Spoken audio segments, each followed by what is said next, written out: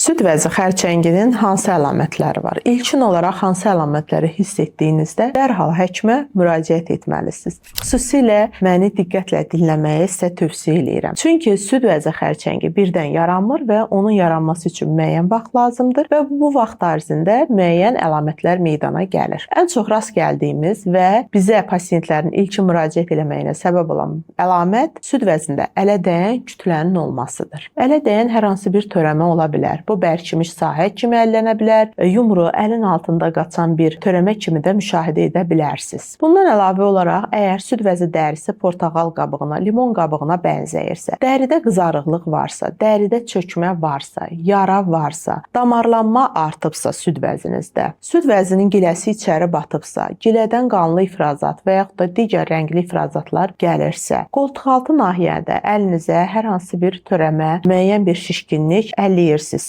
bunlar süd vəzi xərçənginin əlamətləri ola bilər. Əziz izləyicilər, süd vəzlərinizdə bu əlamətləri müşahidə etmək üçün siz həm də öz süd vəzlərinizi müşahidə etməlisiniz. Xanımları çox vaxt mən müayinə edərkən onlara soruşuram, süd vəzlərini müayinə edirsinizmi? Bir çoxları cavab verir ki, xeyr, həkim, mən qorxuram, süd vəzində əl vurmuram. Əziz xanımlar, öz orqanizminizdən qorxmayın. Onunla dost olun və tanıyın.